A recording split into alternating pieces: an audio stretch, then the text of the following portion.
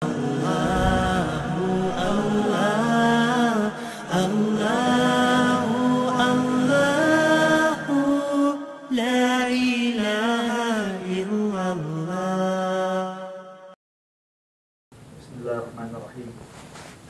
Alhamdulillahi Rabbil Alameen. Wassalatu wassalamu ala sayyidil mursalin Maulana Muhammad wa ala alihi wa ashabihi wa man tabi'ahum bi ihsan ila yawmiddin. Amma ba'd. Respected brothers, elders, sisters, ulama, assalamu alaikum wa rahmatullah.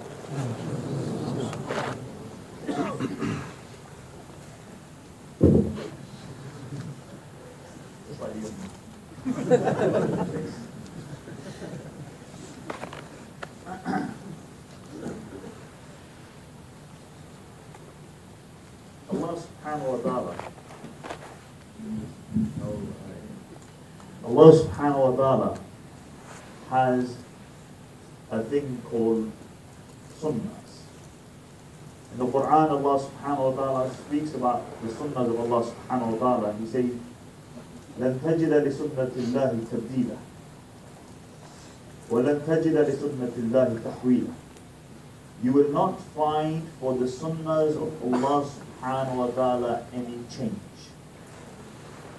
Meaning that the sunnahs of Allah remain the same throughout. But let me give you an example of the sunnah of Allah subhanahu wa ta'ala in Allah subhanahu wa ta'ala's creation. The sunnah of Allah subhanahu wa ta'ala in His creation is, one example, is that water boils at 100 Celsius. That's what it boils at. It boiled at that yesterday, 100 years ago, 1,000 years ago, and that's what it will do. If it happens so that tomorrow it began to boil at 75, and the next day at 35, and the next day at 12, life would become very difficult to boil water. Another sunnah of Allah subhanahu wa ta'ala is that fire burns. Fire burns. Now if you read the story of Ibrahim alayhi salatu wasalam, and you take the exception as the norm, and you stick your finger in the fire, and your finger burns, then that's your problem. This is a sunnah of Allah subhanahu wa ta'ala, that fire burns. Similarly, Allah subhanahu wa ta'ala has sunnahs regarding the ummah and the change within the ummah.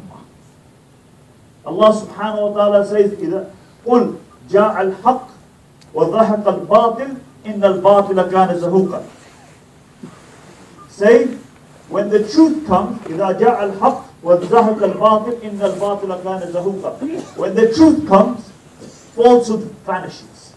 And the nature of falsehood is that it cannot stand in front of the truth. So this is the sunnah of Allah subhanahu wa ta'ala. And what is this haqq? This haqq is Islam. And what is the batil? The batil is disbelief. Now if that is the case, then we need to ask ourselves a question. If batil cannot stand in front of the haqq, then why is it that the Muslims are in the state that they're in? Mufti Shafi rahimahullah, the father of Mufti Taqi rahimahullah, says that if you ever see the people of haqq, the people of Islam, the Muslims, not at the forefront, not those who are leading mankind, then know that the believers, the Muslims, have some of the traits of the people of batil. And if you ever see the people of batil, the people of disbelief, in dominance, leading mankind, everybody looking up to them, then know that the people of batil have many of the characteristics that the people of haqq have or should have had. And if you look into humanity today, you see this to a great degree. The reason that me and you are here and not in Pakistan, Bangladesh, Somalia, one of the Arab countries is because many of the characteristics that our country should have had, we don't find them. We don't find them. We actually find many of those characteristics here. We find them in those people who are not people of Iman. And therefore it is upon this ummah again to recapture this glory, this characteristic of haqq. See, if you look in the earthly part of Islam, the lives of the Sahaba radiallahu anhum, these were people who were motivated for the sake of Allah subhanahu wa ta'ala. They were motivated. They were people who had a concern for humanity. Dunya was not their maqsad, but their aspirations were to please Allah subhanahu wa ta'ala. Today, in all honesty, you look at our lives and the lives of other people who are disbelievers, what's the difference? What's the real difference? There's nothing which distinguishes me and you from our neighbor. And we are people who are meant to be working for the akhirah, for the sake of Allah subhanahu wa ta'ala. And the early Muslims, the Sahaba radiallahu anhum, this was the characteristic which defined them. They were people who worked for the akhirah. If you look at the Sahaba radiallahu anhum, very few of them remained in Medina or Makkah. They went out and they spread their Islam. And what did they do? They liberated what? A place which is called Sham today. And this is the place that we're going to speak about. Sham. What is Sham? Sham is not just Syria. Actually, Sham is Syria, is Palestine, is Jordan, is Lebanon, and even parts of Turkey. Islamically, this is what Sham is. And this Sham is a holy place. In the time of the Prophet ﷺ, there were a couple of encounters with the people of Sham. Can you really sort this out? You know, it's really impeding my delivery.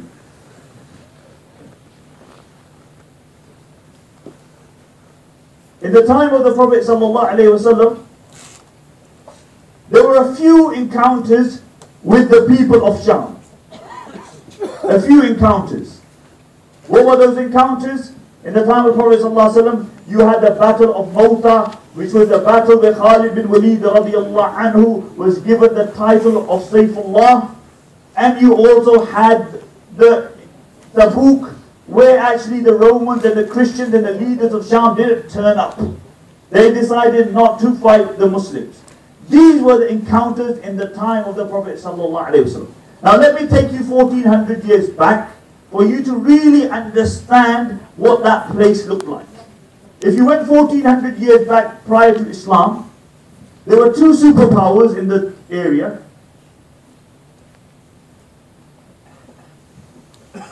There were two superpowers in the area. There were the Persians, who were the superpower of the time, and they were based in Iraq, from Iraq, Yemen, and all the way up to India. And then you had the Byzantines, the Romans. They ruled Sham, and they went all the way up to Turkey. And then you had the Romans after that. These were the two superpowers. Then right in the middle, you had the Muslims. Sorry, you had the Arab, the Hijaz, before Islam. Nobody ruled over them because nobody wanted to rule over them. Because they knew that their unruly disposition would be a source of headache. And it was the miracle of Allah that He sent the Prophet ﷺ. No problem.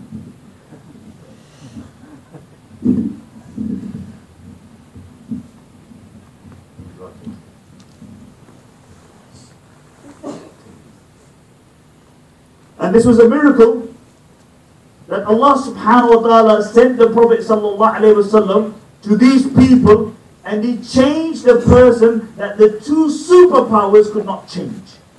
And He created in them a fikr which made them want to liberate the entirety of humanity from any other unjust system. And really this started, the liberation of Sham started in the time of Abu Bakr as-Siddiq radiallahu anhu. So in the time of the Prophet ﷺ, we had two really minor engagements.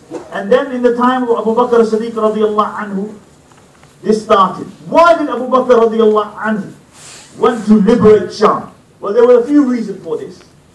He saw the Prophet ﷺ making du'as like, Allahumma barik lana fi sha'mina. Oh Allah, put barakah in our Sham. Our Sham. Muslims didn't rule Sham at that time. But the Prophet ﷺ said, oh Allah, put barakah in our Sham. Abu Bakr radiallahu anhu was there when the Prophet ﷺ would go from one tent to the next tent. And then one tent to the next tent. And he would say to the people, so the people would gather for Hajj. And the Prophet ﷺ would go to one tent and the next tent. And he would say, قُولُوا لَا إِلَهَ إِلَّا اللَّهِ تَمْلِكُونَ الْعَرَبْ وَالْعَجَمْ. Say La ilaha illallah, and you will own the Arabs and the non-Arabs.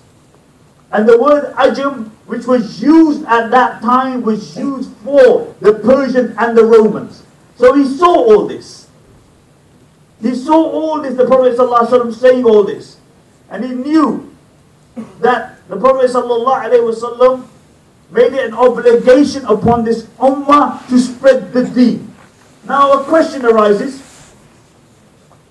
What right did Muslims have to go into other people's countries? The truth is, let me answer this question because it comes up often. The truth is that if they hadn't gone into these countries, then me and you wouldn't have been Muslim today. It would have been just Makkah and Medina. See, the gravity of the message was such. The gravity of the message was such because it was the message which was going to save humanity. It had to reach every single individual. Now in those days you couldn't go to Syria and Damascus where the Byzantines ruled and say, can we hand out a few leaflets? Sheikh Zahid's got a talk tonight. They would butcher you. The only option was that you went out and you propagated the message. But nobody was forced to embrace Islam. And this is why one of the meanings of the word fath, there's two meanings. One is conquest and the other is opening. It gives people the opportunity to see Islam. And this is why you see that before Islam, you had one area which was run by the Persians, Zoroastrians. Very few people embraced the Majusi and the Zoroastrian religion. And then you had the Christians, a few more embraced that religion, but not everybody. But when the Muslims came, over a period of time, over 80% embraced Islam. The truth is, if it wasn't the concern of Umar ibn al-Khattab radiallahu anhu, who in his time reached Karachi, and then Uthman radiallahu anhu reached further on to Kashmir, etc., our religion of our forefathers was Hinduism. And it was their concern that made it reach all to those places. So you had Abu Bakr radiallahu anhu, he would go with the Prophet sallallahu alayhi wasallam and he would hear the dua of the Prophet sallallahu alayhi wasallam. See, the Prophet sallallahu alayhi wasallam said, إِذَا فَسَدَ أَهْلُ الشَّامِ لَا خَيْرَ فِيكُمْ. When the people of Sham become corrupt, there is no good in you. Meaning, what does this hadith mean? You've heard it. What does it mean? It means that when the people of Sham are no longer strong, then that will affect the entire ummah. It's central. It's central to the khair of the entirety of ummah. It's central to the khair of the Muslims in Australia, and the Muslims in Canada, and the Muslims in Argentina, wherever they may be. When the people of Sham go astray, there is no good in you. And this is why in another hadith the Prophet ﷺ said that there will be armies. There will be army of Yemen, and then there will be the army of Sham, and then he mentioned a few other armies. And the Sahaba radiallahu anhum asked the Messenger of Allah, which army should we associate ourselves with? And the Prophet ﷺ said, the army of Sham. Why did he say the army of Sham? Because the army of Sham was central. And this is why the ulama say the three holiest places are Mecca, Medina and Sham. Mecca, Medina and then Sham, because of the fadail which are mentioned in all the ahadith. Abu Bakr radiallahu anhu was there on the battle of Khandaq, when you had the enemies of Islam marching against Islam and the Muslims are only a fraction of the number. The Muslims are a fraction of the number. It's midwinter. The Sahaba haven't eaten for days. And they come to the Messenger of Allah and they say, "Oh Messenger of Allah, we're hungry." And they remove their garment and they have stones tied to their stomach. And the Prophet ﷺ removed his garment and he had 2 stones tied to his stomach. 2 stones tied to his stomach.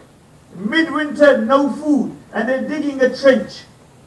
And whilst they're digging the trench, they call the Messenger of Allah. They say, "Oh Messenger of Allah, we've reached a boulder. We can't break the boulder." So the Prophet ﷺ strikes it. And the third of it breaks. And there's a huge spark and the Prophet ﷺ says, "Allahu Akbar." And then the Prophet ﷺ strikes it a second time. And there's a huge spark. And the Prophet ﷺ says, "Allahu Akbar." And then the Prophet ﷺ strikes it a third time. And there's a huge spark. And the Prophet ﷺ says, "Allahu Akbar." And the Sahaba radiallahu anhum ask, they say, "Oh Messenger of Allah, what was that spark? What was the Allahu Akbar about?" And the Prophet ﷺ said, "When I struck it the first time, Allah showed me that a day would come that we would take the palaces of Yemen. We would, let me use another word, we will liberate Yemen." And when I struck it the second time, Allah showed me through the spark that a day would come that we would take the palaces of Sham, present times. And when I struck it the third time, Allah subhanahu wa ta'ala showed me that through the spark that a time will come that we would take the white palace of Madain, which was the white palace of the superpower of the day. And the munafiqun who didn't believe, they said, "Look at this man, he's promising them that they will be a superpower. And one of us is scared to go and relieve himself." Within a period of 15 years, what the Prophet ﷺ had promised them came to pass. Came to pass. Adi ibn Hatim radiallahu anhu came to the Prophet ﷺ. He was Christian, he was a prince. And he said, "Let me go and see what this man has to say." So he comes to the Prophet ﷺ.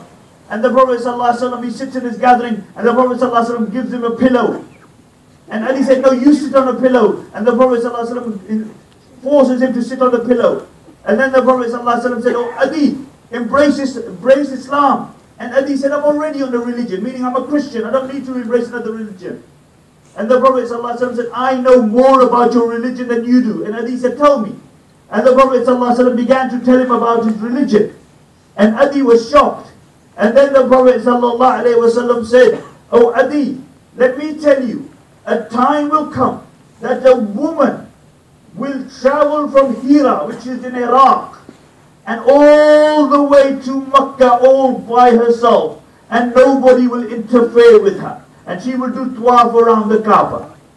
And then he said, "Oh Adi, let me tell you, a time will come that the Muslims will take the treasures of the superpower, the Kisra." And Adi said, "What? Are you saying the Muslims will become the superpower?" The Prophet ﷺ said, "Oh Adi, a time will come that the Muslims will take the treasures of the Kisra." And then the Prophet ﷺ said, "Oh Adi, let me tell you, a time will come that people will take out their zakat and their sadaqah, and there will be nobody ready to take it." And Adi ibn Hatim embraces Islam. And he says, "By Allah, I saw those women who traveled from Hira all the way to Makkah. Nobody ever interfered with them." That was this aman which was prevailing. He said, "I was amongst that army which took the treasures of the Kisra." And he said, "By Allah, there will be a time where people will take out their zakat and there will be nobody ready to take their zakat." And in the time of Umar ibn Khattab, places in Yemen, people took out the zakat, there was nobody to take the zakat. He said, even if it hasn't come to pass, a day will happen, a day will occur, that it will happen. And in the time of Umar ibn Abdul Aziz rahimahullah, people took out their zakat in all of North Africa. Very interesting, North Africa, where you just had the Arab Spring, where people are fighting for the economic rights. There was a time when Muslim was at his height, when Islam was at his height, that people took out their zakat. North Africa. And Yahya bin Sa'id writes a letter to Umar ibn Abdul Aziz, and they say, there's no Muslim to take the zakat, what shall I do with it? So he says, find non-Muslims. He looks for non-Muslims. He finds no non-Muslims who are ready to take the zakat. Then he writes another letter, and then Umar ibn Abdul Aziz says, find any slaves, find anything good you can do with the money, and spend it. This was a time that the Muslims, were at their height. They were at their height. And you look at the state of the Muslims today. And I don't really want to make this, in all honesty, I don't really want to make this just a talk for the sake of having a talk. You get hyped up and you go away and that's it. Say, yeah, I was hyped up for 45 minutes and that's it. Look at our achievements today as Muslims. Look at our achievements today. And so I am not going to stick to a script. I got a script, but I'm not going to stick to it. You look at Muslim achievements today. You look at education-wise. You're in the West, you look at education-wise. What have you achieved? The only people below you are the Afro-Caribbeans in education. And then you stand on the streets of Alum Rock and Smallheath and Sparkbrook and Aston like if you're the greatest mufti in the world. And you never read a book in your life because you don't have the ability. And you giving fatwas right, left, right and center and splitting the ummah. You go to America, North America. I came back from Canada just last night.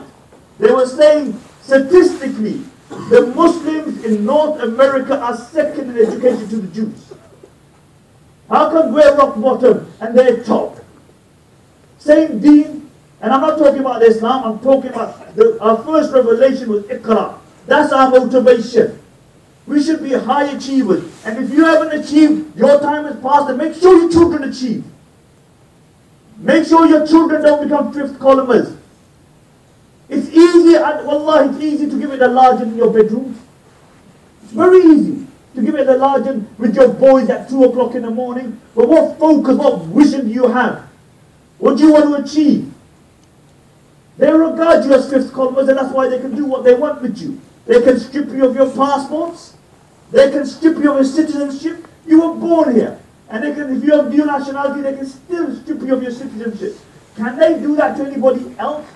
Can they do that to the Afro-Caribbeans? Can they? Can they do it to the Jews? Can they do it to any other minority? They're taking our passports and they can't stop the Romanian gypsies coming into the country.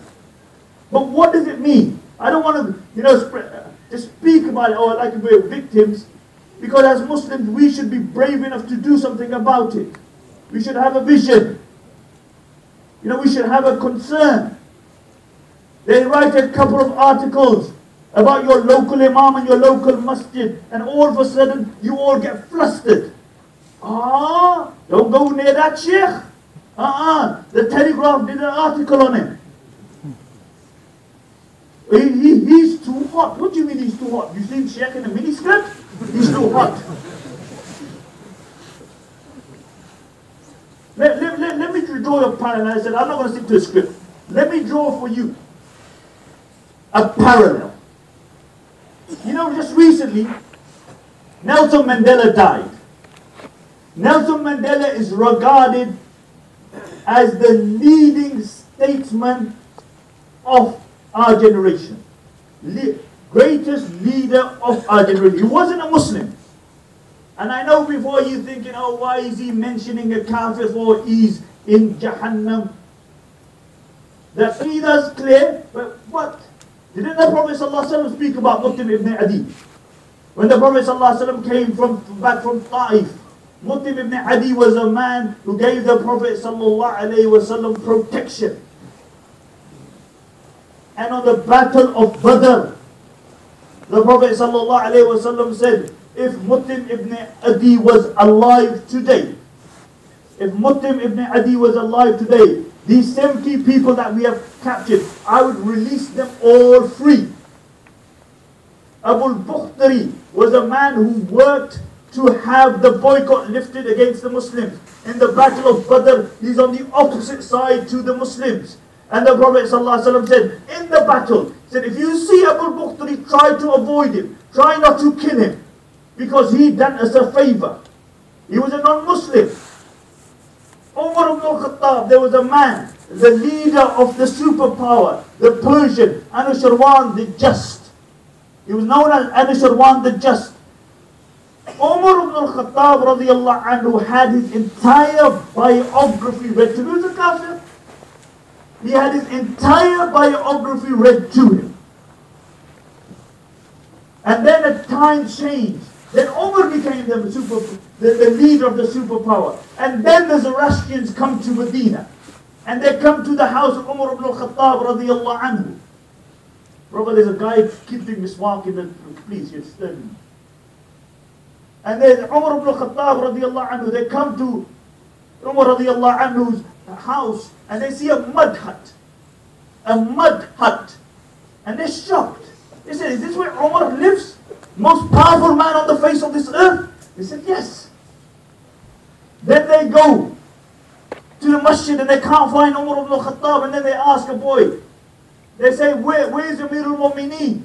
And they said, we saw him lying down over there. And they go there, they say, Umar ibn al-Khattab radiallahu anhu, the most powerful man on the face of this earth. The sand is his pillow, and the skies, the heavens are his blanket, and he's lying there. And the delegation are shocked. And they say, Hakamta fa'adalta, fa'aminta fa'nimta. He said, you rule and you were just. You bought security, now you sleep wherever you wish. Wherever you wish. So let me give you a parallel of Nelson Mandela. Man spent 27 years in a prison for what he believed in. For what he believed in. 27 years behind bars. Ahmed Katrada was a Muslim. He spent 26 years. One of the first people who died in 1969 was a man called Imam Harun. He was an imam of his Muslim. He was a scholar. He was tortured and he died in prison. But let me speak about Nelson Mandela. He stood for what he believed in. Now you compare the vast majority of Muslims who have Islam, who work for the Akhirah. What do you stand for? What kind of courage do you have? And he didn't just fight for his own people. He's released from prison. He's the most famous person on the face of this earth. He doesn't have to defend the Palestinians and the Iraqis. Why not just keep America in the West street? He doesn't do that. So he speaks about America and the UK, how they undermine the UN. What does he say about Bush? He says about Bush on the very year that Bush actually gave him an award. He says about Bush, he's a small man. He has no foresight. He wants to plunge the entire world into a Holocaust. He says, I said this yesterday in Canada when I was speaking, and 20% of the contingency was American. He said that if there's any country in the world which has committed unspeakable atrocities, it is America. And I said, if the audience has any problem with my quotes, I'm just quoting, speak to Nelson Mandela. He said about Israel, they slaughter innocent Arabs who cannot defend themselves. And then in 1990 he called Israel a terrorist state. In 2007 he said that we the South Africans can never be free until the Palestinians are free. Now I ask you, What relationship did Nelson Mandela have with the Palestinians? What did he have with the Iraqis, or the Afghanis, or the Muslims? Nothing besides the fact that he had a sunnah. He revived the sunnah, not even knowing it was sunnah. And that was the sunnah of empathy, because he had suffered and he couldn't see anybody else suffering. But let me ask you another question. Is it true that Nelson Mandela had more bottle than me and you had? That he had more courage than me and you had? You have nothing really to lose. This guy is popular. And let me now put another question to you. Let me recreate Nelson Mandela for you. His name is Sheikh Abdullah Mandela. And he says all these statements. And when he says all these statements, what would happen? He would be on 100 watch lists. He would be stopped at the airport. He would be in serious problems. But does that mean that now the Muslims are excluded from freedom of speech? That everybody else can speak their mind besides the Muslim? That's what it means. And what are we going to do about it besides making a lot of noise in our bedrooms or in our front room with our boys? The vast majority of you don't even know what's happening. And the person who's jahil to what's happening around him is really a true jahil. He doesn't know what's happening around it. So as far as it concerns achieving, Muslims really need to really look at themselves, have some introspection. What are you achieving in your life? I could carry on drawing other parallels with Nelson Mandela and what the Muslim should be like. Well, my topic is something else. But what I want you to today, go home and I want you to focus. What's your vision in your life? What's your goal in your life? How many books do you read? How much improvement have you made? You're meant to be Muslims. There's meant to be something different between you and other people. And if there is no difference, then you need to create that difference. You need to create that difference. Muslims are meant to be people who are high achievers. The Sahaba radiallahu anhum, in 15 years, managed to do what? They managed to become the superpower of the day in 15 years. This wasn't by speaking in their front room. This was by having a vision. Now, as Muslims in Britain, what's your vision? What do you want to achieve? Where should we be in 10 years? And for that, the Ummah needs to get together. Put your petty differences to the side. Little people, let me tell you, and I don't care, little people have little goals. Simple as that. Little people pick on little issues. The truth is, you can't deal with the issues outside. That's why every single masjid, all they do is bring down and speak ill about other masjids. Because that imam in that masjid, or the committee members in that masjid, don't know how to deal with the issues outside. So what do they? Yeah, let's knock the Salafis.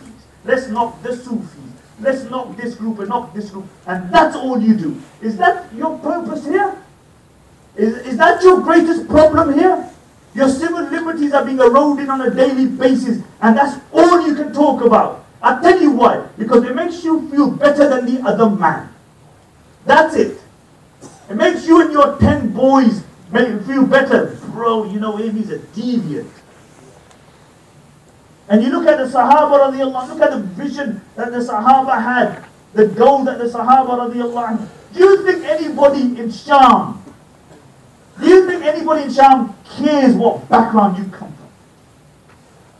Do you think that child which is starving to death today cares what background you come from? We need to refocus. Because speaking about little issues is easy. But as an ummah, we have greater goals. And what made Abu Bakr radiallahu anhu really take the step? He knew all these narrations. And let me mention something very interesting here. The Battle of Khandaq. You have the Prophet ﷺ saying a day that we will take Sham. Who's on the other side of the Khandaq? Khalid bin Walid. Khalid bin Walid radiallahu anhu is now trying to kill the Prophet ﷺ. You've heard that narration where the Prophet ﷺ missed. He missed his Dhuhr, he missed his Asr, he missed his Maghrib, he missed his Isha, and then they prayed them all together. How did that happen? Khalid bin Walid radiallahu anhu managed to come over the trench. And he came over the trench and he kept the Muslims so occupied that the Prophet ﷺ had to do qadha of all these salahs. So, but now, today the Prophet ﷺ is saying, a day will come that you will take Sham. Who was the man who actually took Sham? It was Khalid bin Walid. He's on the other side of the trenches, but a day comes that Khalid bin Walid radiallahu anhu, he takes Sham. So what really prompted Abu Bakr radiallahu anhu other than this? Abu Bakr is now thinking to himself radiallahu anhu about taking Sham. He's speaking to himself, and Shurahbil ibn Hasna comes to him. And he said, "Oh Khalifah Rasulullah, I saw a dream that you're going to take Sham." And he said, "How did you know this?" He said, "I saw a dream that you go up on a mountain, and it's rough terrain on the mountain. And then you look down, and then you tell the Sahaba, come down and attack. I give guarantee victory for you." He said, "No, I have told nobody about my intentions regarding Sham. No, I've told nobody." He said, "Let me interpret that dream for you. The rough terrain is that we will have a difficult time taking Sham. But the soft land, when we descend, is that a time will come and that we will be victorious." And this is what prompted Abu Bakr as-Siddiq radiallahu anhu to take Sham. So he sends 4 armies, small armies up there.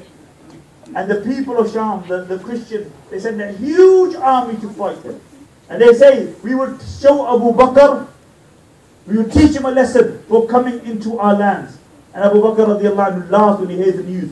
And he says, "I will repel their satanic whispers with Khalid bin Walid radiallahu anhu." And then he sent Khalid bin Walid radiallahu anhu, and eventually the Muslims take Sham. And Abu Bakr radiallahu anhu was a man of Iman. Whatever he saw the Prophet sallallahu alaihi wasallam do, there was nothing which could shake the Iman of Abu Bakr radiallahu anhu. In the time of the Prophet sallallahu alaihi wasallam, Abu Bakr radiallahu anhu, you heard the verses, Alif Lam Mim, Ghulibat al-Rum. That the Romans have been defeated. So what happened when the Romans were defeated? The Mushrikeen got very happy. And they said to the Muslims, "Look, you are saying that you are the people of the book, and the Nasara are also people of the book.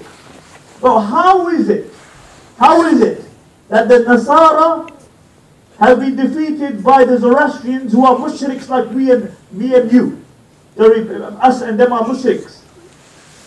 So Abu Bakr radiallahu anhu went to the Prophet sallallahu alaihi wasallam, and his verses were revealed. So he goes back to the mushrikeen, and he says, a time will come that the Romans will defeat the Persians. So they say to him, "Do you want to put a bet on it?" In those times, betting was permitted. And he says, "Fine, 10 camels, 3 years." So he goes to the Prophet sallallahu alaihi wasallam and he says, "O Messenger of Allah, I've just put a wager, 3 camels, because the Quran, Allah subhanahu wa ta'ala says, the Romans have been defeated, but the day will come that they will defeat the Persians. And if Allah says it will happen." So the Prophet sallallahu alaihi wasallam says, "Go back, increase it to 9 years, and say 100 camels." So Abu Bakr radiallahu anhu goes back, and whilst he's going back, Ubay ibn Khalaf said to him, "Have you changed your mind, Abu Bakr?" And Abu Bakr said, "No, I haven't changed my mind. I've actually come to increase it." He said, "You want to increase it?" He said, "Yes, 9 years and 100 camels." He said, "You sure?" He said, "I'm 100% sure." This was the Iman of Abu Bakr radiallahu anhu. When Allah subhanahu wa ta'ala says, "Ya ayyuhalladhina amanu aminu," "Oh you who believe, believe." If you ever want to see a man of this perfect iman, it was Abu Bakr radiallahu anhu. I mean, why was he given the title of Siddiq? He was given the title of Siddiq because of iman. Upon occasion, Abu Bakr radiallahu anhu, the Prophet sallallahu alaihi wasallam comes out of his house, and one of the first people he bumps into is Abu Jahl. And Abu Jahl says, he said, "Oh Muhammad, what's new?" And the Prophet sallallahu alaihi wasallam says, "Oh, last night I went from Mecca to Bayt al-Maqdis." He said, "What, you did all that last night?" He said, "It didn't stop there." He said, "From there I went to the heavens." He said, "What, you did all that last night, in one night?" He goes, "Yes." He goes, "If I gather the people, are you ready to say this to them?" He said, "Of course." So he gathers the people, and the Prophet ﷺ says, "Last night I traveled from Mecca to Jerusalem." And they said, "You did all this last night?" He said, "Yes." He said, "It doesn't stop there. From there I went to the seventh heaven." And the narration mentioned some of them began to clap. Some of them began to strike their thighs. Some of them placed their hands on their heads. And those who had just embraced Islam recently, some of them couldn't believe this. And they left Islam. So they said, "Let's go to Abu Bakr. Even Abu Bakr will buy this one, radiallahu anhu." So they go to Abu Bakr as-Siddiq radiallahu anhu. And they said, "What, do you know what your companion is saying?" So Abu Bakr radiallahu anhu said, "What's my companion saying?" They said, "He's saying that last night he traveled from Mecca to Bayt al-Maqdis. And from Bayt al-Maqdis he traveled to the seventh heavens." And Abu Bakr radiallahu anhu said, "Awaqala dhalik?" Did he actually say that? They said, "Yes, he said it." Then he's on sadaq. Then he's spoken the truth. He said, How often? I am sitting with the Messenger of Allah sallallahu alayhi wa sallam, and the angels come from the seventh heaven, Jibreel, and he descends to the Prophet sallallahu alayhi wa sallam. What's so surprising if on one occasion Allah subhanahu wa ta'ala calls him up to it? He was an Imam. This was a person of Iman. He believed. My respected brothers and sisters, you know what makes us people who are going to be solid on our deen in difficult times? And the truth is that times are going to get a lot more difficult for us. The truth is, and the only people who's going to change the narrative is me and you. Me and you. This is the sunnah of Allah subhanahu wa ta'ala. And therefore we need to rise to the challenge. Are you ready to rise to the challenge? Or will it be, I'm going to throw the towel? You know what? My name's Mo. Yeah, Mo. I'm not Muhammad anymore. My name's Ozzy. Is that what's going to be the state? Or are we going to be firm upon our deen? But there are many people, you know, who sacrifice their life. Wallahi, I say to you, you think you have it difficult, you have it easy compared to many people. You go to, you know, the place that we're speaking about today, Sham, you have it very easy. But see, your ease has become relative to your surroundings. So when something goes slightly fuzzy for you, you think, I'm having it difficult. You're not having it difficult. You're actually having it very easy. You need to look at other people who are having it difficult. Your courage is relative to your surroundings. Your courage is relative to your surroundings. So you say a couple of words, you think you're courageous. You're not really courageous. Courageous are those people who are thrown into prison for doing nothing besides believing in Allah subhanahu wa ta'ala. Speaking the truth. Afdalul jihad, kalimatu haqqin in the sultan jahil. The greatest jihad is to speak words of truth in front of a tyrant ruler. In front of a tyrant ruler. When you look at our state, how many of us are ready to speak the truth? How many of us actually know how to speak the truth? We are a large number. According to last census, you know, we could be close to 5%. 5%. But you look at how we are treated. And I'm telling you, this is the sunnah of Allah subhanahu wa ta'ala. Allah subhanahu wa ta'ala wants to see the people of haqq. How many qualities of the haqq do you have? Or do you have less qualities of haqq than the people of batil? And if that is the case, then we need to change it. And the thing which will make us strong in the next few years or next few decades is our connection with Allah subhanahu wa ta'ala. If you are weak in your connection with Allah subhanahu wa ta'ala, you will fall by the wayside. You will fall by the wayside. You will make excuses. You will see others falling by the wayside, and you will fall by the wayside. And by Allah, nobody will remember you. Nobody remembers cowards. And you will ultimately return to Allah subhanahu wa ta'ala. So we need people, brothers and sisters, who are strong for the sake of Allah subhanahu wa ta'ala. In a nutshell, that is the background of how Sham was taken, and that's why Sham is central to this ummah. The Prophet ﷺ said, إِذَا فَصَلَ أَهْلُ الشَّامِ لَا خَيْرَ فِيكُمْ. When the people of Sham are corrupted, then there is no good for you. There is no good in you. It is central. So we have a vested interest in keeping Sham and the people of Sham in a good state. Because if that place corrupts, we corrupt. We corrupt. Now you look at the suffering of the people of Sham. 6 million people displaced. 6 million. 2 million of them outside Syria, over 6 million inside Syria. Conservative, this is very conservative, 120,000 people have been killed. That is very conservative. Now let me tell you, when we went into Syria, I swear, wallahi, it was far, far colder than it was in England. It was far colder than England. And that time we went, it was very cold in England, about 20 days ago. It was snowing there. I remember I had an interview with Al Jazeera, and I had to stand outside for 2 hours. And by the time, no exaggeration, by the time, I finished the interview, it took me the entire day to get warm. And I had my coat, I had my jumper underneath, it took me the entire day. Now can you imagine those who have to live in the tent? I went to a camp where there were over 10,000 people in one camp.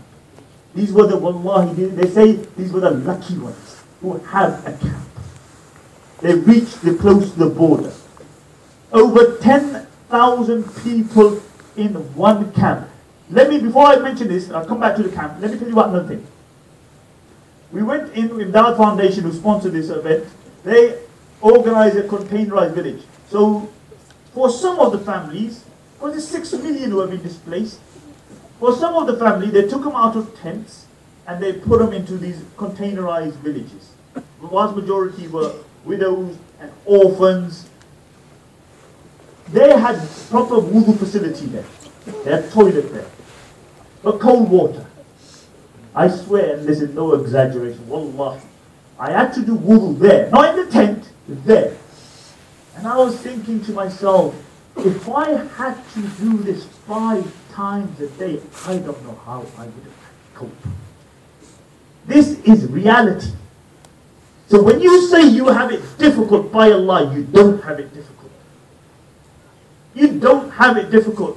You see those young children, every other one you speak to, father's passed away. Don't know where the father is. Shuhada upon shuhada upon shuhada. And then we say, I'm having it difficult. Did you see that clip yesterday? Where that young child, 6 years old, they say they had a picture of him. The final words were what? His final words were, I will tell Allah everything that I see. Allahu Akbar. I will tell Allah everything that I've seen. 6-year-old child. And then we complain that we have it difficult. We don't have it difficult. We have it maybe difficult to what we think how we should have it. So let me come back to the camp. 10,000 people in a camp, the lucky ones. You got 6 million who are displaced. Where are those 6 million? Many of those, where those people are, no aid has actually reached those places. No aid has got there. So we don't know their stories. Nobody mentions their stories because we don't know about their stories. Hims. I met a sheikh from Hims, a scholar. He was telling me his 75-year-old father left. He said, Wallahi, we never saw him again. 75-year-old father. He said, we never saw him again. He said, there is no family in Hims who has not lost an individual. He said, but nobody reaches Hims because Hims is right in the center where the grave of Khalid bin Walid radiallahu anhu is. So this camp, 10,000 people in one camp. Wallahi, no exaggeration. About 20%, so I told you how cold it was. About 20% of the children had no shoes. 20% of the children, sorry, 20% of the children were wearing sandals. Sandals.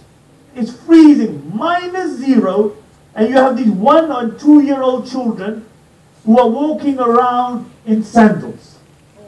You have many children who have no shoes at all. Can you imagine? We have our cupboards full. We have a shoe for morning, shoe for evening, a black shoe, a white shoe, 3 types of sandals. And here you have children in 0 who don't have shoes to put on their feet. And therefore, when you go home today, empty out your cupboard. Anything that you have extra, it's haram for them to be in your cupboard. You're going to wear them, I'm going to wear this 4 weeks later, I'm going to wear this 6 weeks later, I'm going to wear this 6 months later. What do you mean 6 months later? You got no guarantee 6 months later.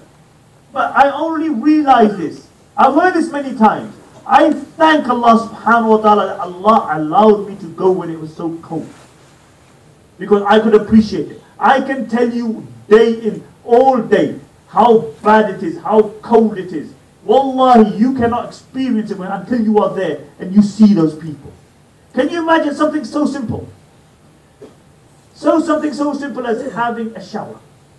How do you have a shower when it's freezing and there's 10,000 people in the camp? You can't have a shower. You know, things that we take for granted every day of our life. How do you find wudu facility when there's 10,000 people in the camp? And wallahi, you look at the face of those children. You don't see any childhood in their faces.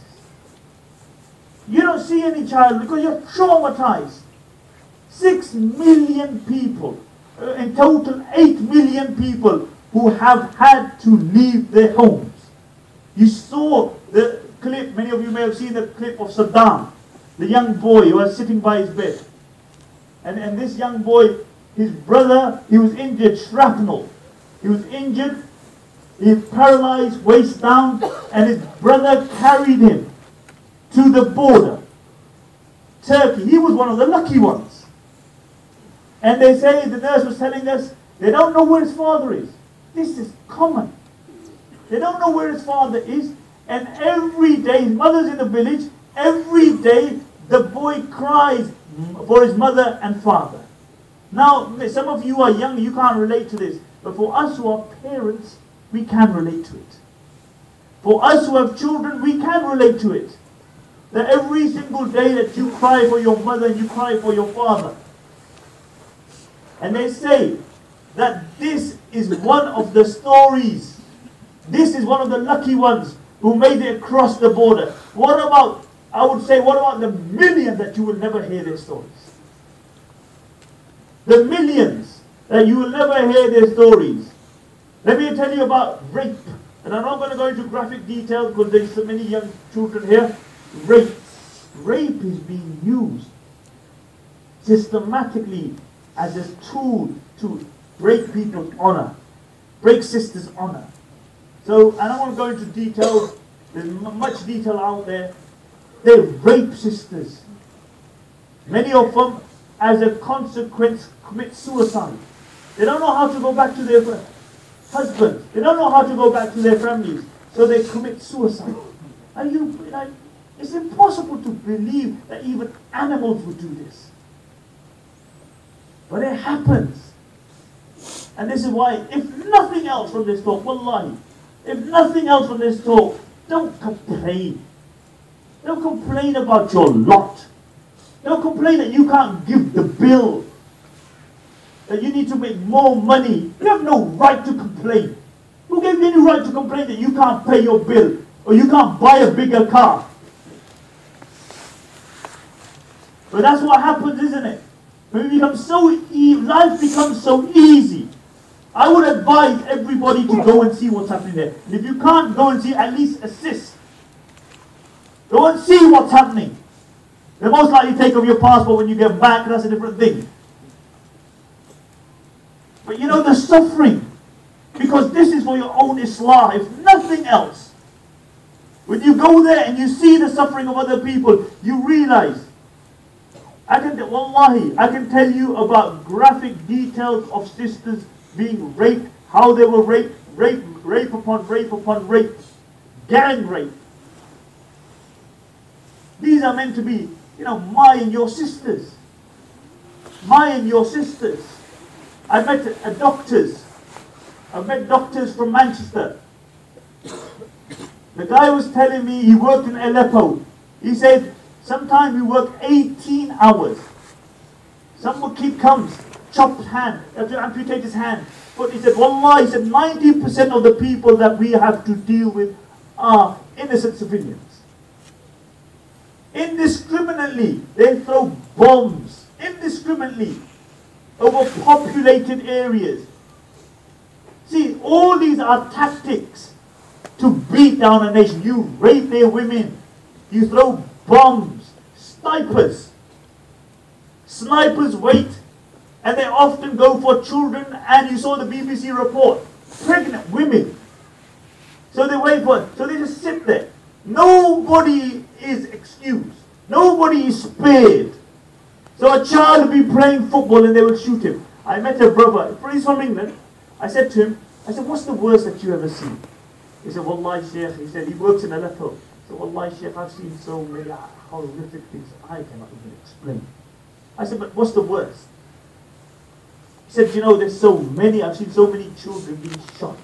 So many children who have lost their lives, who have lost their legs, who have lost their hands. But he said, if I was to recount one incident, he said, I saw this child. He had been shot by a sniper. A sniper had taken half of his head off. He said his mother was carrying him and his father, the mother had him in arms. He said, I looked at the child, I knew the child was gone, but the mother still had this hope. He said, half his head's gone. He said, now I can sit here and say it, you can listen to it, but it's a different thing seeing it. It's a different thing seeing it. Now my dear respected brothers, there's many other incidences. Many other incidences. But nobody has the right to think that they are having it difficult. This is difficulty. When you lose your home, 8 million people displaced.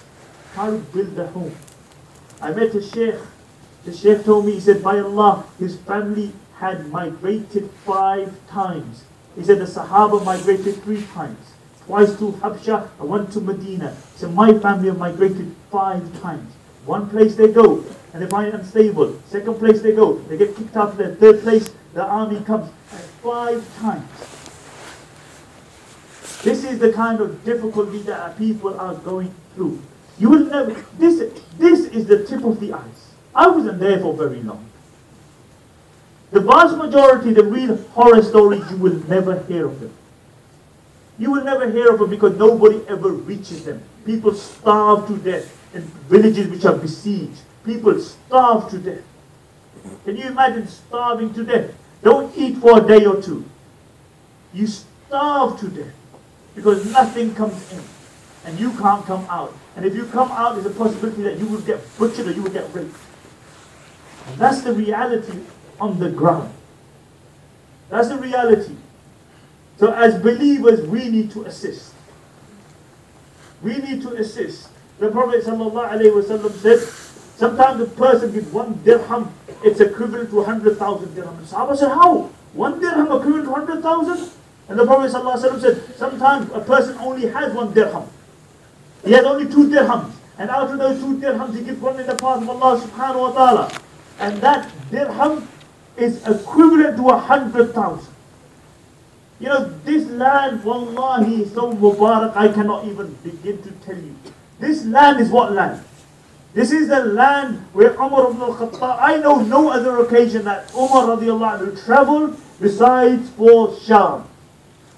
When they took Bayt al-Maqdis falls in Sham.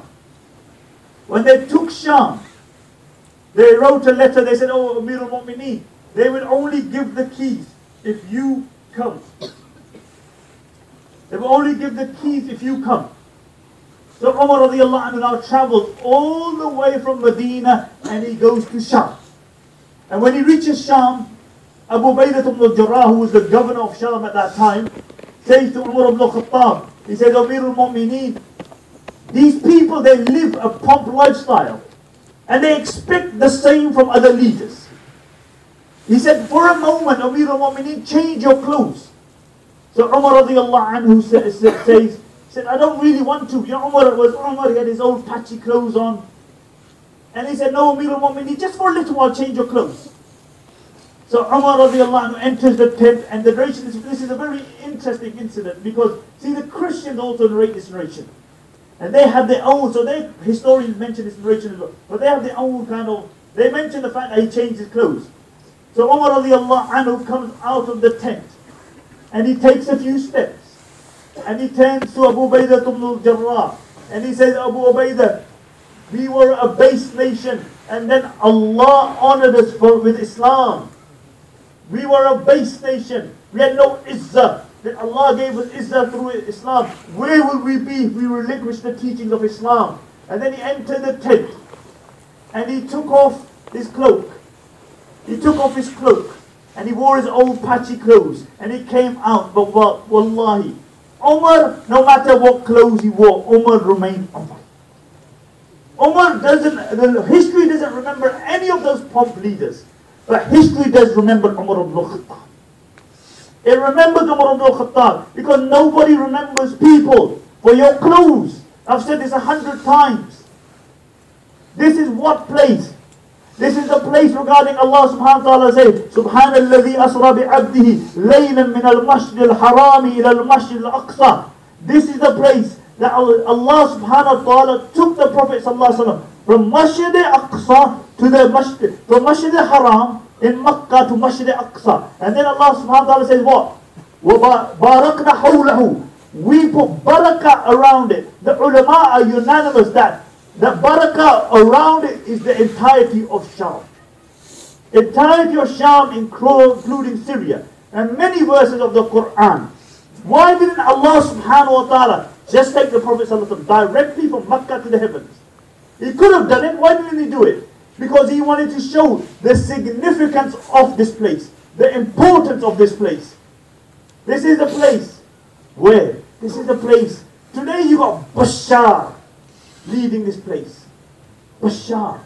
There was a time that the leader of this place, when Umar, before that, when Umar ibn al-Khattab radiallahu anhu he reached Sham. When he reached Sham, he met Abu Ubaidah ibn al-Jarrah radiallahu anhu. And he loved Abu Ubaidah ibn al-Jarrah. And he said to Abu Ubaidah, he said, Abu Ubaidah, take me to your house.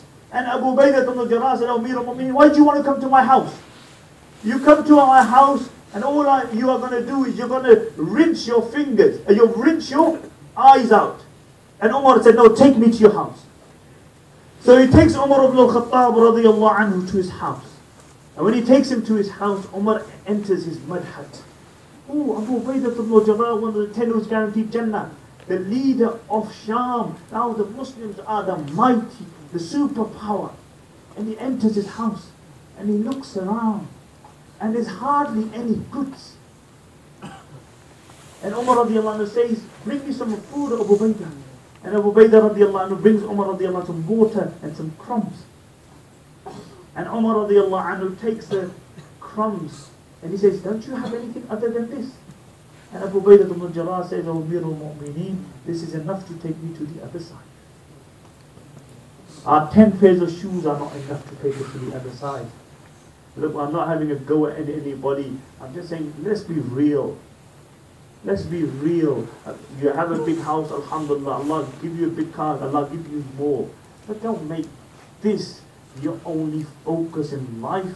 How did bricks and mortars become the focus of in life of those people who Allah says, that Allah created you for humanity? How did, steel and rubber become our primary focus in our life? Invest in your children. Invest in your akhirah. Do something. Do something. Why am I mentioning Abu Ubaidah ibn al-Jarrah here? I'm not mentioning Abu Ubaidah ibn al-Jarrah because of his car or his ride, but because what he left behind. So he said, Amir al-Mu'mineen, this is enough to take me to the other side. And Umar radiallahu anhu began to cry. And he said, Abu Ubaidah, all of us have been affected by the dunya besides you. He said, all of this, he ruled Sham. There was a time Sham was ruled by Umar ibn Abdul Aziz, the 5th Caliph of his Ummah. Umar ibn Abdul Aziz, what was Umar like? They say some apples were bought from the common folk, for the general public. And his son picked up an apple and he placed it in his mouth, and Umar grabbed it from his hand and he put it back. And the child began to cry and he went home. And he asked his mother, and the mother asked him what happened. And he said, I was going to eat an apple, my father took it from me. And so his mother bought him some apples. So Umar came home and he said, I smell apples. He said, yes. The child came home and he said, you grabbed the apple from his hand. So I bought him some apple from the marketplace. And Umar ibn Abdul Aziz rahmatullah say, so when I took that apple from his hand, it was like I was piercing my own heart. But that belongs to the public, it don't belong to us. He was a man, Umar ibn Abdul Aziz rahmatullah alayh. The Umawi Masjid, the largest masjid, Muawiyah and many of the Sahaba gave their khutbah. Next to it was a church. They broke down the church and they extended the masjid. And the Christians came to complain to Umar ibn Abdul Aziz rahmatullah alayh. And Umar ibn Abdul Aziz said, break the masjid back down again and create the church again. And the people of Damascus said, what are you doing? It's only a church. We're on the hump, we can do whatever we want, we're Muslims. Even some of the ulamas began to make a noise. And Umar said, no. He said, the masjid will be broken. This is not a normal masjid, the Umawi masjid. The masjid will be broken. The masjid will be broken and the church will be rebuilt. So they're about to break the masjid. And then some of the ulama say, okay, offer the Christians money. So they offer the Christians immense amount of money for the church, and they agree. And Umar ibn Abdul Aziz said, only if the Christians agree. So they eventually agree and they leave the masjid intact. This is who used to rule. Let me give you another name. Nuruddin, rahimahullah. Nuruddin Zinki, rahimahullah. Nuruddin. What do the historians say about Nuruddin? They say that when Nuruddin would go out to fight, the entirety of Sham would feel compelled to go and fight with him because they loved him so much. They say when Nuruddin would feel ill, the entirety of Sham would feel ill. When Nuruddin would get well, the entirety of Sham would get well. They say when the people would sleep, Nuruddin would stay awake to make sure they're secure. This was Nuruddin rahimahullah. This was the kind of leaders that they had. Today, the entirety of Sham fights against the leader. Fights against the leader. Who was another ruler? Salahuddin, rahimahullah, Allahu Akbar. They say that they wrote letters to Salahuddin to come and take Damascus. And they say the day that Salahuddin, rahimahullah, entered into Damascus, it was like Eid. It was like Eid. The people were so happy. And today you have Bashar. But the truth is, our leaders are a reflection of ourselves. In your masjid, your leaders are a reflection of yourself. Your committees, your leaders are a reflection of yourself. If you are not ready to invest, then that's what you will get. And therefore, we need to change our perspective. We need to be people, who are out there to help other people. Who are out there to assist other people. This is the sunnah of the Prophet ﷺ. Let me go back to Adi ibn Hatim. Adi ibn Hatim radiallahu anhu, when he came to Medina, Adi ibn Hatim radiallahu anhu says, I thought, let me go and see this man. If he's a true prophet, fine. If he's a liar, I'll realize. He says, I entered into Medina. And I was walking with the Prophet sallallahu alaihi wasallam. He was a Muslim at the time. And he says, an African black woman came in front of us. She was a slave. And she stopped the Prophet sallallahu alaihi wasallam. And she said, "Oh Muhammad, oh Messenger of Allah, my master, he overburdens me. Have a word with him." And Adi says, from that moment I realized that this man is not a king or a prince. Or if he was a king or a prince, you can't stop him in the street. And then the Prophet ﷺ said, "Take my hand and take me to any street in Medina and ask me for assistance and I will assist you." Any street in Medina and I will assist you. The lowest person that you could have in that society was a woman who was African descent, who was a slave. And the Prophet ﷺ is saying, "Ask me for assistance, I will assist you." Abdullah ibn Abbas radiallahu anhu was once in itikaf, and a man came into the masjid, and Abdullah ibn Abbas radiallahu anhu says, Abdullah ibn Abbas radiallahu anhu looked at this man and he looked distressed. So Abdullah ibn Abbas radiallahu anhu asked him, he said, "What's wrong?" He said, "You know, I owe somebody money and he's on my case." So he said, "Who?" So the person's name he mentioned, Abdullah ibn Abbas radiallahu anhu said, "I know that person." He said, "I will have a word for you." So Abdullah ibn Abbas radiallahu anhu was walking out of the masjid. And whilst he's walking out of the masjid, the man said, "Oh, hold on, Abdullah, you're in itikaf. Where you going? Itikaf, sunnah itikaf." So Abdullah ibn Abbas radiallahu anhu said, "I heard the Messenger of Allah sallallahu alayhi wa sallam said, whoever goes and strives in helping another Muslim brother, he will get the reward of 10 years of itikaf. 10 years of itikaf. And he said, the reward for one day itikaf is 3 trenches between him and Jahannam. 1 day. And each trench is a distance from the east to the west. This is a sunnah of assisting those who are in more need. And this is a sunnah that we need to recreate. Of assisting our Muslim brothers locally and globally. It's futile us hearing talks and seeing about Sham, but we do nothing about it. We do nothing about it. In the time of Umar ibn Khattab, and I'm going to finish here, in the time of Umar ibn Khattab radiallahu anhu, there's a beautiful incident where Umar ibn Khattab radiallahu anhu is in the masjid. And what happens is that 2 men come in and they are dragging another man. And Umar says, "What's going on?" And they say, "Amir al-Mu'mineen, this man has killed our father." So Umar radiallahu anhu speaks to the man and he says, "Actually, what did you do? Did you kill the father?" And he says, "What happened is that my camel went into his land. And when he went into his land, the father got angry, he picked up a rock and he threw it at the camel. And it hit the camel in the eye. And I got angry and I picked up the rock and I threw it at him. And it killed him." So Umar radiallahu anhu speaks, turns to the two young men and he says, "What do you want?" He said, "We want retribution. We want revenge." So Umar radiallahu anhu said, "It will be retribution." So the man says he says, "Oh, Amir al-Mu'mineen, give me a little time. Give me a little time. Because I have a younger brother. My father is dead. And my father left some wealth. And I know where that wealth is." He said, "Give me a little time." So Umar said, "What do you want to do?" He said, "I want to go home, give him the wealth, and I will be back." And Umar said, "I've heard that one before. Try another one." So he said, "No, I'm speaking the truth, O Amir al-Mu'mineen." So Umar radiallahu anhu said, "Do you have a guarantor? Do you have a guarantor?" He said, "No." He said, "Find a guarantor and I will let you go." So the masjid is full. So he looks around. And he said, "Is there anybody who's ready to stand the guarantee for me?" And nobody moves. And Umar says, "If nobody stands guarantor, I can't let you go." He turns around again. He says, "Is there anybody who will stand guarantor for me? Is there nobody to assist a Muslim in this time of need?" And from the back, somebody raises his hand. And it's Abu Dhar radiallahu anhu. And Umar says, "Abu Dhar, do you know what you're doing? If he doesn't come back, it's your neck on the block." And Abu Dhar radiallahu anhu said, "I know what I'm doing." The man goes, 1 day elapses, 2 days elapsed. Third day, come Asr time, he's not back.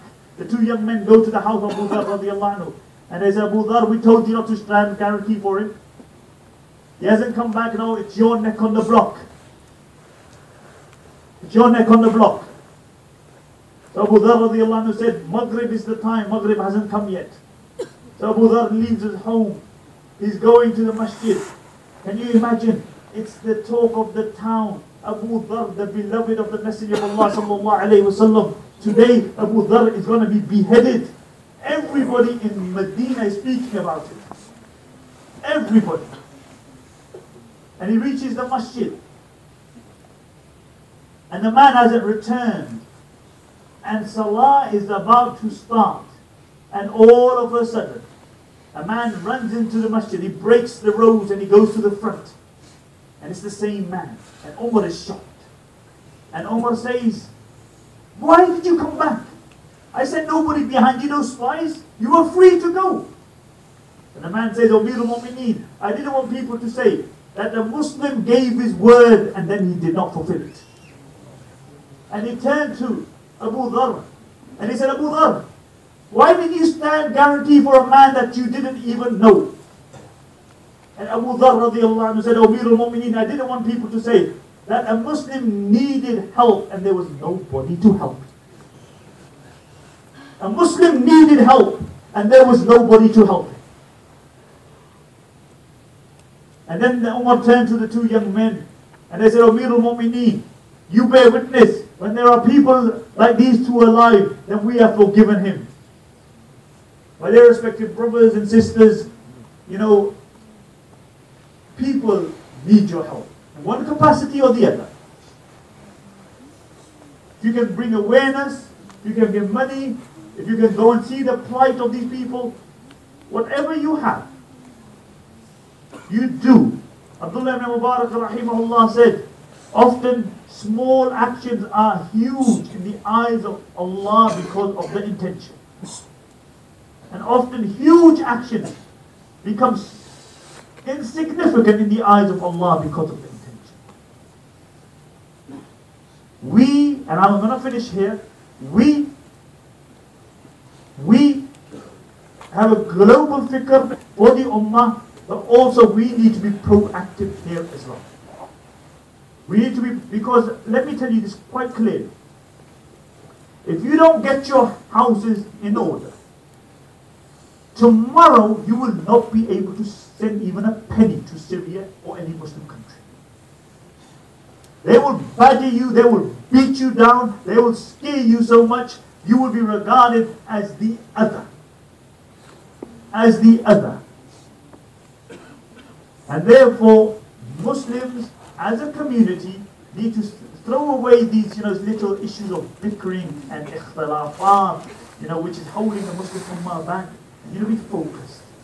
If you got nothing good to say, quiet. Keep quiet. Simple. At least you are not distorting the Ummah. Because let me tell you, and I'll mention this in my last talk, and I'll mention it here. See, you see people, you speak to them, and they've always got something to say. You mention any person to him, he's got something to say. You mention any organization, he's got something to say. Chronic pessimism.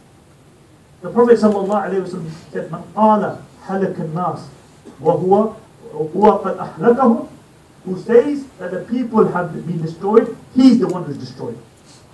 Huwa qad ahlakahum. And you can also read it, huwa qad ahlukuhum. Ismi tafdeel. He's the one who's destroyed. He's the one who's the most destroyed amongst them. Why? Firstly, because when he said the people have been destroyed, nothing we can do. Yeah? He had destroyed them because he's created an atmosphere of despondency. Muslims don't become despondent. Khandaq, largest army in front of you, nothing to eat. And what the Prophet ﷺ said, don't worry, your time will come. Your time will come. And then the second interpretation of the hadith is, if you read it, Ismi Tafdeel, Man qala halak al-nas, who says the people have been destroyed. He is the most destroyed.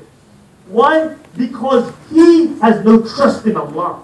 So all these pessimists, oh, bro can't do anything. Bro, look at that organization. Bro, look at him. You know what? you will often see that this guy does nothing. Look at his own record. Armchair critic. Achieved nothing, done nothing, but he feels good because he's criticizing other people. And we don't want to be those kind of people. We are positive. We trust in Allah subhanahu wa ta'ala. We make dua that Allah, inshallah, there's a presentation in that foundation I'm going to do after my talk. Inshallah, please everybody stay. Those that have come from far, and that's the least that we can do.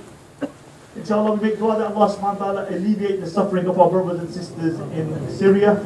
May Allah subhanahu wa ta'ala give us the ability to recapture our glory. May Allah subhanahu wa ta'ala make us vibrant Muslims in the UK. May Allah subhanahu wa ta'ala make us Muslims who are steadfast on our deen. May Allah subhanahu wa ta'ala make us a source of spreading His deen. May Allah subhanahu wa ta'ala, see, you guys have stopped your army after the fourth dua, and you're going to change the ummah. And you want me to give a talk for hours and hours. May Allah subhanahu wa ta'ala keep us united in this dunya. And may Allah subhanahu wa ta'ala reunite us in Jannah.